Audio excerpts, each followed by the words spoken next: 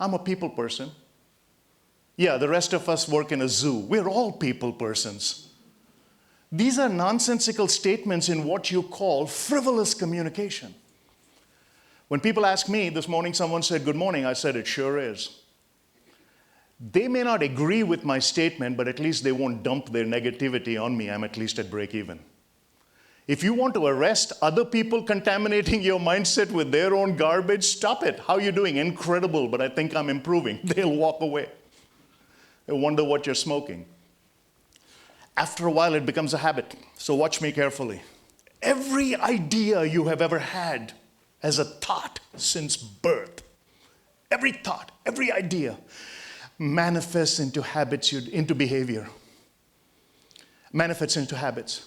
A series of habits become your behavior. A combination of your behavior reveals your character. Your character shapes your destiny. The very way you think can alter the outcome. The very way you think can alter your outcome. I'll give you an example.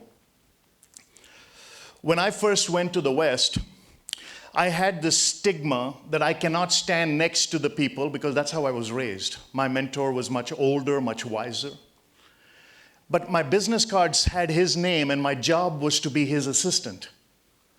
He said, "How come when I need you, I have to look for you?" I said, "Sir, my culture does not allow me to stand next to you. I'll just stand slightly behind you. You're the respected, you're the revered. I work for you." He said, "I don't care what your culture says, figure it out. It cannot be my work to find you so that you can do my work." Makes no sense. So I called my father. I said, "Pop, we have a problem. I can't stand next to him. He doesn't want me to stand behind him." My dad said, "That solves your problem. There's only one spot left in front of him." Culture didn't say I couldn't stand in front of him, so I stood in front of him and took him all over the world. Simple. Hear me carefully.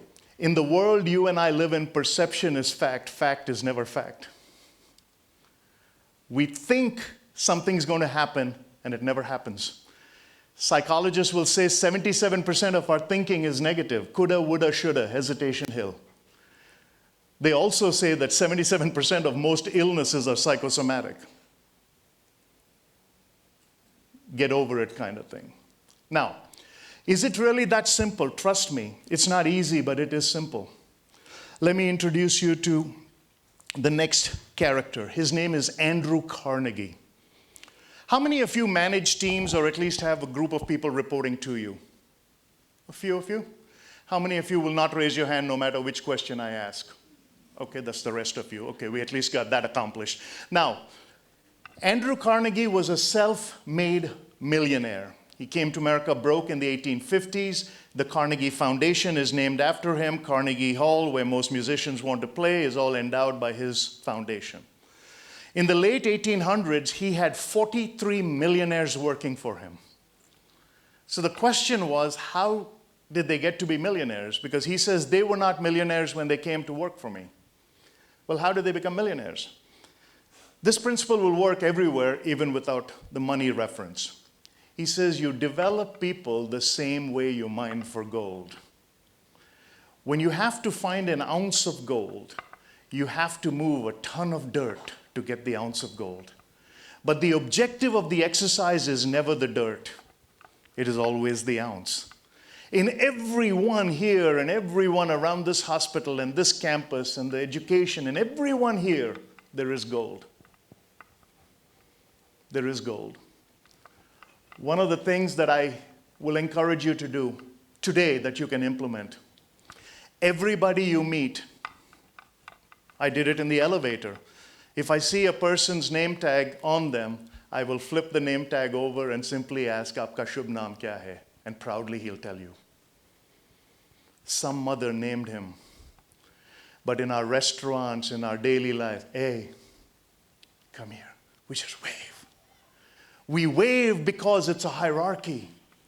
We request because it's our dependence on progression. If I wave, you will answer. When you answer, I will query. When I query, you will respond. When you respond, I will pay. When I pay, you will accept. Transaction closed, I move on and I can get to the next place.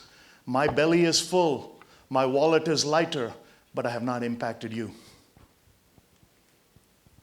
Ask the waiter his name the next time.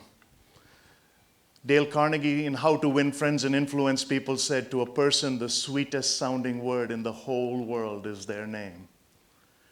3 times during a conversation, gently bring up their name. For 25 years, he's been a hand wave. Suno, are yaar, kitna der, the beckon. He's been a subject in our majestic kingdom. And I remember the first time I put my arm around one of the waiters and my dad looked at me from that deep South Indian traditional Brahmin family upbringing that I came, where my ancestors' names are on temple stones. I wonder what his background is. I said, I can tell you. He's part of the human race. He's part of the human race. He was born just like us, close to his mother. The similarities ended there, but that's sympathy, which is what we develop instead of empathy. Sympathy is when someone has a problem, we step to their side and said, let me tell you about my problems. Now we got 2 people with 2 problems singing Kumbaya.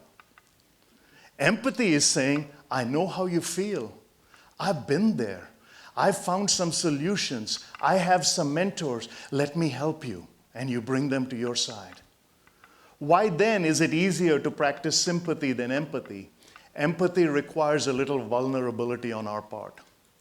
Compassion is a human virtue. Mother Teresa, in her book, No Greater Love, talks about this. She found a man on the side of a street, and I'm paraphrasing.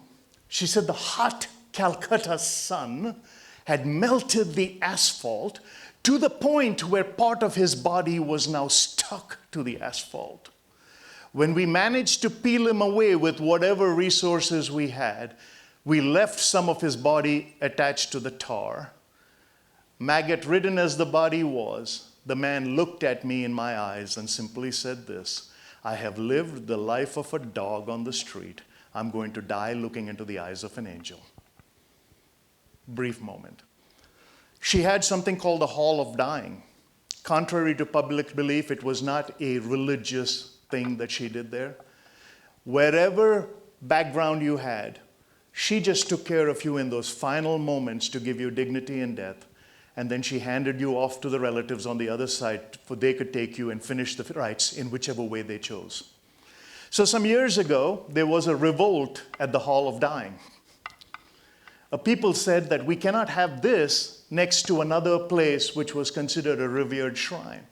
And the superintendent of police decided he would acquiesce. So he went to the place, the Hall of Dying, and said, I'm going to go in and see what's going on, and then if you really think, we'll shut it down, because it cannot be next to this revered place in Calcutta. So he went in and saw these sisters operating, picking up people in all different places of despair and total abject failure in their lives. All different backgrounds, just washing their wounds gently, draping them in some kind of a white cloth, because the Hall of Dying was just that. Within a couple of hours of you arriving there, you were going to cease breathing. That superintendent of police came back out and told the mob that had gathered, I will close this down if you go back and bring your mothers, your daughters, and your sisters to do what's going on in there. It still exists. Compassion knows no age. It knows no limit. It has no boundary. It has changed humanity.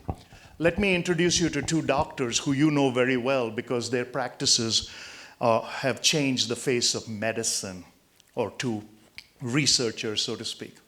One is Alexander Fleming, who discovered penicillin. That has changed the way our antibiotic treatments go for just about everything. It is the base drug. Here's what Alexander Fleming said. On September 28, 1928, when I woke up that morning, I didn't expect to change the world. I was working microbially amongst things. I was doing research that was bacteria-based. Nature has always had penicillin. They just used me to find it. That's humility. Humility is not thinking less of yourself, it's thinking less often of yourself. But Alexander Fleming also went and said this: after that discovery that supposedly was groundbreaking, for 10 years it sat on the shelf while people thought I was a quack. The old way of doing things. You know, my dad says, you can scratch your nose this way. You can scratch your nose this way. Either way, you'll get rid of the itch. This way, we'll look like a fool. So, and lastly, let me introduce you to Jonas Salk of polio fame. Salk said this, and then I'll close for questions. Salk said, if you eliminate insect life on Earth, in 50 years, humanity will cease, mankind will perish. If we take away the minutest part of creation, insects, within 50 years, the supply chain of feeding, of animal, all of that, within 50 years, mankind will cease to exist. That may be a stretch, but it probably wasn't when Salk made that claim in the 50s. Now, with the way we have all biodegradable stuff and all this other stuff, it may be longer. But I love what he said next. If you take away insects, 50 years, man will disappear. He says, if you take away man, 50 years, the earth will flourish. If you take away man, the earth will flourish. I think we are our own worst critic. Unless you're married. Then that comes as a package deal. One guy came up to me one time and said, how often should I tell my wife I love her? I said, before somebody else does. It's not complicated. That's why marriage is grand and divorce is $100,000. And some people find out the hard way. Anyhow, I'll open it up for some questions. I want to make sure I get done on 9:30 on your time. I know we started about 5 minutes late. But we started 5 minutes late because we wanted to give you the feeling of what it's like when we are in the waiting room. Just to give you a general idea, because you keep us there. So, no, I'm just kidding. God, lighten up. So, any questions for me? Anything I said you reject? No questions? Did you enjoy what was said? Yeah. Okay. This is yes. This is no. This is Andhra for I'm schizophrenic and so am I. So I don't know where that came from, but that's reserving the right. No questions? Sorry? Okay, thank you, I appreciate that. Yeah. As a doctor working in private setup, we have to balance between the business interest and ethics, professional ethics, and of course empathy. How do we balance this? Balance between business and ethics? Yeah. Yeah. It's a great question because I get asked this a lot. How do you balance between ethics and business? If you err on the side of ethics and business suffers, you will still sleep at night. I have lost a lot of business because of my ethics, but I've never lost sleep. I live my life on one very simple principle. I could have made more money. I live in the house. Years ago, I wrote a statement. I have been learning that my yearning should never exceed my earning. And that seems to have helped. But when I said I won't do business with someone because of their nefarious activities, my scripture tells me I cannot ally with people who are ungodly. So to some way, I need some ethos in them. So here's the statement that was given to me. With integrity, you have nothing to fear because you have nothing to hide. Now, how do you balance it is the best part. Is I would encourage you every day to do something for someone that they could have done for themselves. Get involved in a voluntary project of some kind. Devote an hour or two of your week to somebody less fortunate. Jan McBarron was a nurse who went back and got her MD and became a specialization in bariatrics because she was an overweight nurse and wanted to study weight management and made a very successful career out of it. But when Jan McBarron was asked, what is the greatest difference in your life? She says, every day, every month, I take on a project and my greatest asset is teaching the functionally illiterate how to read. Like I said, other people can give you pleasure, but you will never find true happiness. So balance is just entirely an equation. Now here's the here's the kicker. Do not do it with hypocrisy. Modern hypocrisy is, my bad is not as bad as your bad, so my bad must be good. Which means I'm now differentiating between the ethics of murder and something minor. It's like this father whose son got called to the school because the son was taking pencils from the school home. And the father got called into the principal's office and he says, what are you doing? He says, your son has been caught stealing pencils from the school and he's taking it home. And the father looks at the son and says, you fool, I can bring them from the office. That's hypocrisy. Hypocrisy is the price our vice pays to our virtue. Our vices are bad, our virtue is our good. So the balance is an individual doctrine. Where you draw the line is entirely up to you. But one thing I know, the conscience will never allow you to rest if you know right from wrong and you have chosen the wrong side. And that's why I say, I have lost business when I took a stand that was moral, but I have never lost any sleep. So. That was really a fantastic lecture. Just one question. Yes, sir. Since the theme is empathy, so empathy will also bring in a certain level of attachment with the problem of the patient. Yeah. And seeing these sick patients repeatedly, if one gets too much attached to their issues, that can cripple the doctor himself. Isn't some degree of detachment necessary so that you can go on to see these patients? That's a very valid observation. One of the things when I'm called to mentor, which is the closest thing I can see as what you do in aftercare, I cannot perform the surgeries and all that, but I walk a lot of miles with people who are hurting. And I tell them, I will not mentor you by just giving you advice, I'll walk alongside you. But in walking alongside you, here's what I've discovered about empathy. Empathy is standing side by side looking in the same direction without each other without a parasitic relationship. Which means they cannot feed off me. The moment they feed off me, I know it's now moving from mentor and advisor to idolatry. So people always say, I want to be like you. I said, no, you want to be like my behavior. You don't want to be like me because you don't know my background, you don't know anything. So I said, I'll walk next to you. So that empathy is, and the other way, very valid observation, I would set ground rules. Whenever I'm walking with anybody else, I always ask the same three questions. Where are you now? Where would you like to be? How can I assist you to get there? And it's all solution-based without the clinginess. So, yeah, the quantitative and the qualitative, very valid observation. So, yeah.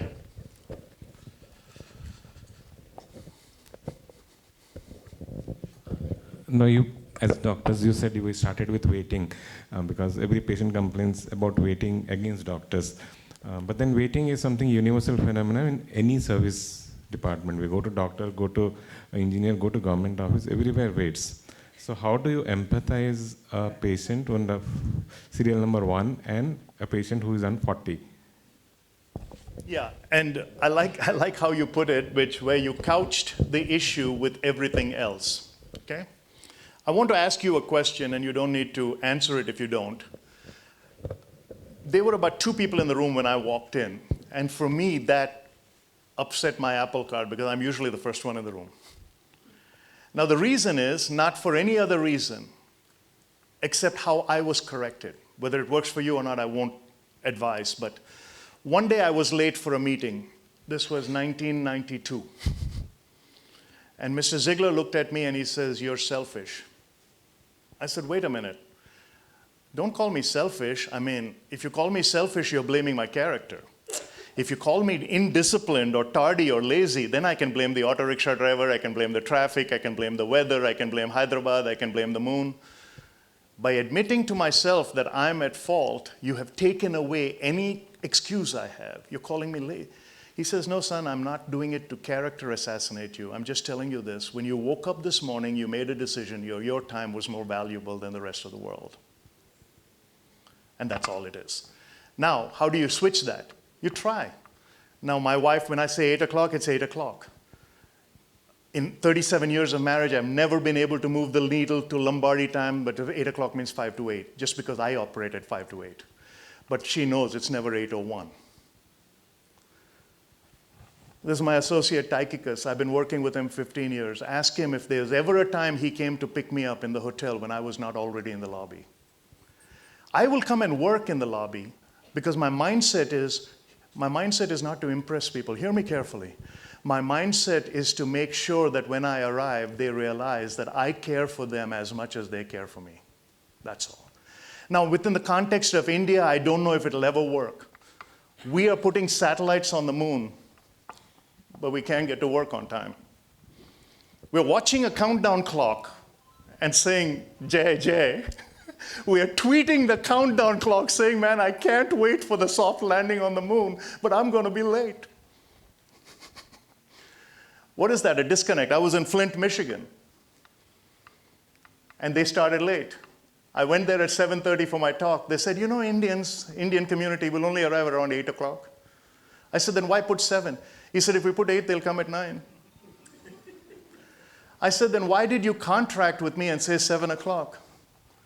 Because we know you talk about time management. And I said, let me get this straight. Of all the things you could have exported to the United States, you guys lead all the major companies in America, and you request people to punch in on time. How come you sent this one bad habit? And trust me, friends, if you want truly to revolutionize the way your inner circle works, I'm going to make an emphatic statement. I'm 61, and I'm in the last innings. People don't care how much you know until they know how much you care about them. I will never make a more emphatic statement than that. People don't care. And even on the way to, don't just sit there to get there, sit there to arrive more informed. When you walk out of your car, when you walk into the building and there are people saluting you, broad smile. I met a guy yesterday, day before yesterday, he came to me. He says, your mentors, Mr. Ziegler, told a story about a woman who used to hate her job. And one day he looked at her and he says, well, you're about to lose it. She said, I came to you for help and you so far have been no help. I told you I don't like my job and you're telling me I'm going to lose it. And he came up with isn't it interesting that the moment you take away something someone treasures, automatically discipline will enter the picture. What can I do to save it? He asked her to do one thing, change I don't like my job to I love my job. And just do that as an affirmation for 21 days before you go to work. I love my job because they allow me to park. I love my job because it's indoors. I love my job because there's air conditioning. Hans Selye, the great stress specialist, said gratitude is the healthiest of all human emotions, anger the most destructive. If you're grateful for the things you have, someday you'll have more things to be grateful for. Simple. We're indoors, we got AC, we get a paycheck, we get benefits, we have access to world-class healthcare, we can consult with people. If my family has a problem, someone here can help because we have there's not one of us in this room smarter than all of us put together. That guy started changing his thing to I love my job. What happened to the lady who had the 21 days she did that I love my job? 6 months later, she called Mr. Ziegler and says, I'm really doing well now. Mr. Ziegler said, what happened? She says, you can't believe how everybody around me has changed. She still was not the problem. She changed it, but everybody around her changed. So that's all it is. I met this guy, and he beaming. He said, sir, that's the one thing I learned from your boss, gratitude. Ever since I've been grateful, I got a promotion. There was a lady in Dallas, same thing. She was black. If you weren't black, she hated you. One day, Mr. Ziegler gave her a principle through our staff development course. And the principle was really this. Every day, do something for someone. So every morning, she gives an insulin shot to a black woman, an Anglo woman, and a Hispanic woman. Once a month, she draws the name of a senior citizen in her neighborhood from a hat and pays their electric bill. That year, she was voted by then Governor George Bush as one of the 1,000 points of light in Texas. She got the biggest promotion of her career that year. She was able to buy her house that year after 20 years of struggling. It's not complicated. Just take the focus of yourself and start putting it on other people. And the time will change, the discipline will change, the attitude will change. Lastly, and then I'll turn it back because it's 9:30. Attitudes are contagious. Is yours worth catching? Attitudes are contagious. Is yours worth catching? When you walk by people, do they turn the other way? Or when you walk by people, do they say, hey, you know what? I'm having a hard day, I'm pretty sure. Leave this place with this one desire. Don't carry the world's load on your shoulder. Carl Menninger from the Menninger Clinic in Topeka, Kansas put it this way. He said, if you feel the weight of the world on you, you feel your career being overburdened, you feel your environment being very difficult, find someone else with a bigger problem than yours and get involved in solving their problem, and yours will go away, at least momentarily. So, thank you so much for having me. I appreciate you guys. Thank you so much, sir. And I request Dr. Subhash Kaul onto the dais.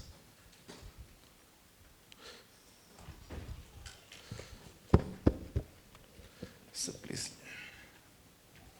So onto the dais. Yeah, also Mr. Krish onto the dais. I request you, sir, to hand over small token of respect on behalf of KIMS. And there's one person who is very instrumental, that is Mr. Tychicus. I request Mr. Tychicus to come onto the dais, and also Dr. Suresh Kumar,